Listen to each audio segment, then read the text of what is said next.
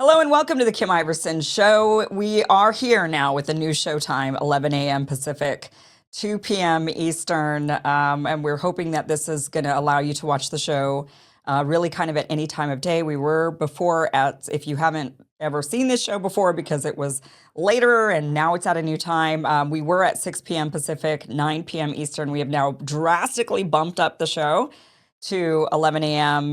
Pacific, 2 p.m. Eastern, and we're hoping that this will attract new audiences, and also for those of you who've been enjoying it late at night, you'll be able to then kind of watch it at your leisure throughout the day.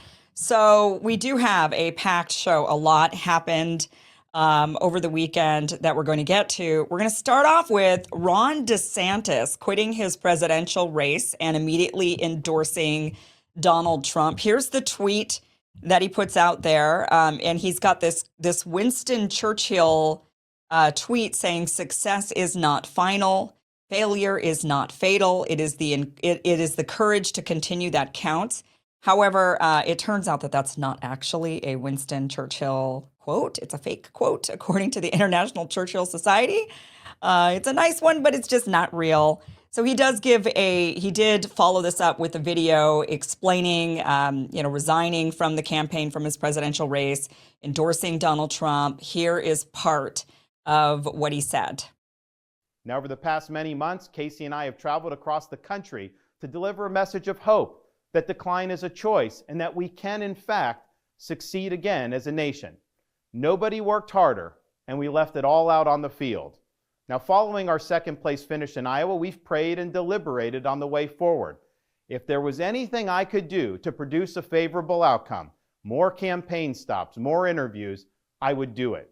But I can't ask our supporters to volunteer their time and donate their resources if we don't have a clear path to victory. Accordingly, I am today suspending my campaign. I'm proud to have delivered on 100% of my promises, and I will not stop now. It's clear to me that a majority of Republican primary voters want to give Donald Trump another chance. They watch his presidency get stymied by relentless resistance, and they see Democrats using lawfare this day to attack him. Well, I've had disagreements with Donald Trump, such as on the coronavirus pandemic and his elevation of Anthony Fauci. Trump is superior to the current incumbent, Joe Biden. That is clear. I signed a pledge to support the Republican nominee, and I will honor that pledge. He has my endorsement because we can't go back to the old Republican guard of yesteryear, a repackaged form of warmed-over corporatism that Nikki Haley represents. The days of putting Americans last, of kowtowing to large corporations, of caving to woke ideology are over. Okay, so he's endorsing Donald Trump, saying Nikki Haley's not the one. Joe Biden's certainly not the one that's to be expected. But you see that he's kind of putting the past behind him when it comes to Donald Trump, saying, we might not have agreed things like coronavirus and Fauci, but all, bygones be bygones. So maybe Ron DeSantis is actually looking for the VP slot. That would make the most sense, or certainly a slot in Trump's administration, which he probably would end up getting. I can't imagine Ron DeSantis being left out in the cold, considering a lot of Trump supporters also do like Ron DeSantis. Trump seems to understand that because now Trump is going soft on DeSantis. He has now retired the DeSanctimonious nickname. Here's Trump talking about that. Okay. He just said, will I be using the name Ron DeSanctimonious? I said, that name is officially retired.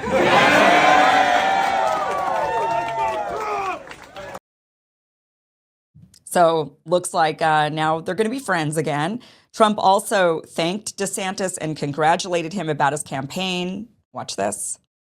Before we begin, I'd like to take time to congratulate Ron DeSantis and, of course, a really terrific person who I've gotten to know, his wife, Casey, for having run a great campaign for president. He did. He ran a really good campaign, I will tell you. It's not easy. They think it's easy doing this stuff, right? It's not easy.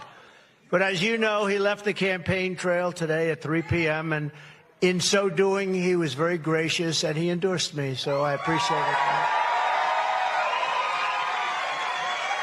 I appreciate that, and I also look forward to working with Ron and everybody else to defeat crooked Joe Biden. We will have to get him out. We have to get him out. So now the big question is, does Ron DeSantis have a shot at being Trump's vice president pick? The chances are, I think, much higher now that Ron DeSantis has backed out and immediately endorsed Donald Trump.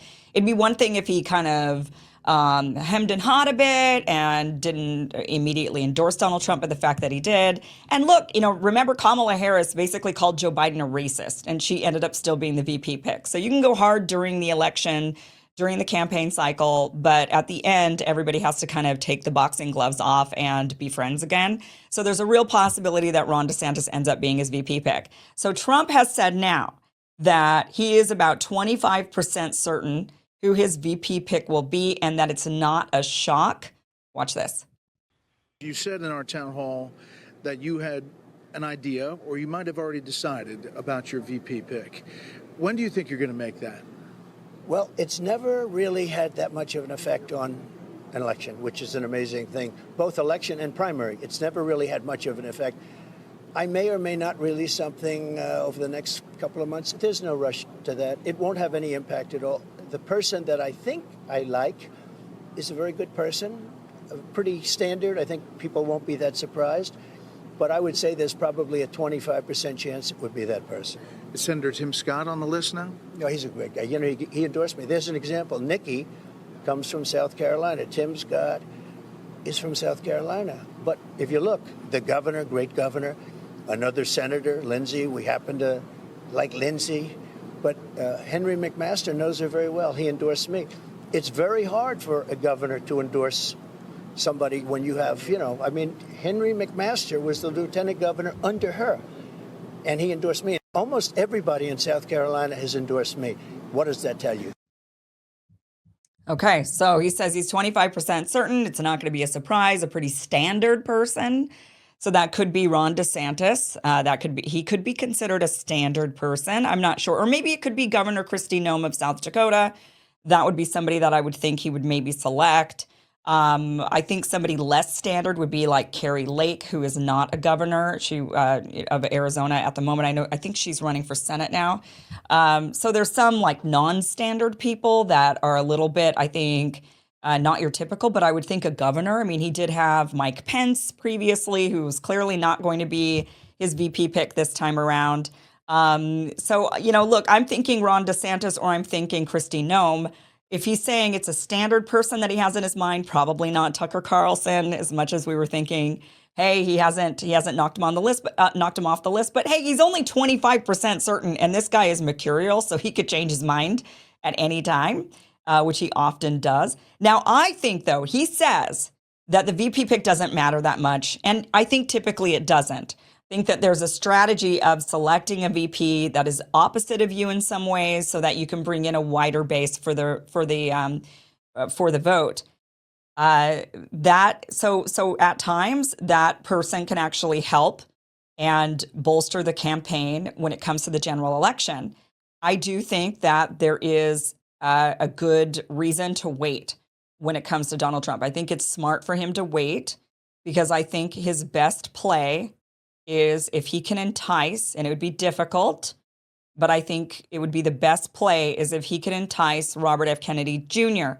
to be his VP running mate, because right now that's going to be his biggest threat to the path back to the White House. You've got Joe Biden, who is he's not popular.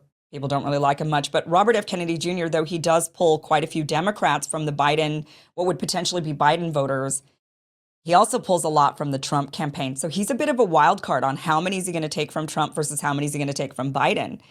So whoever can swoop up RFK Jr. as their running mate would be able to shore up those independent voters that are going for Robert F. Kennedy Jr. That would be the strategy, in my opinion. That would maybe be the smartest thing that Trump could do. Lots of Republicans like Robert F. Kennedy Jr. He doesn't say anything that is antithetical to what Republicans care about. They care about the border. That is their number one. That is their number one concern is the border. Robert F. Kennedy Jr. has been one of the first, certainly for Democrats. I mean, Democrats have been ignoring it completely, but Robert F. Kennedy Jr. from the very beginning of his campaign has been down at the border, showcasing it, saying we've got a crisis on our hands. So he already plays to the Republican base when it comes to the border crisis. then people care about the economy. They care about inflation. Robert F. Kennedy Jr. also talks about those types of things. They care about foreign policy in that they like a more Republican stance. He's certainly extremely pro-Israel. So, that also bolsters his Republican base. That is why Robert F. Kennedy Jr. might actually take from the GOP when it comes to the general election, meaning he could be the biggest threat to Trump rather than to Biden. And it might be smart for Trump to instead bring him on board as a VP pick. I don't know if Kennedy would actually go for it, but he might, if that means that he has a shot at actually being in the White House. It would be smart for him to accept that. It'd be smart for Trump to extend it. So we'll see what happens. He says he's only 25% certain, 75% still a wild card. The guy's a wild card anyway. I don't even think he's really 25% certain, just knowing the way Trump is. So it's going to be interesting. It's going to be really, really interesting. But DeSantis is out. Nikki Haley is still in.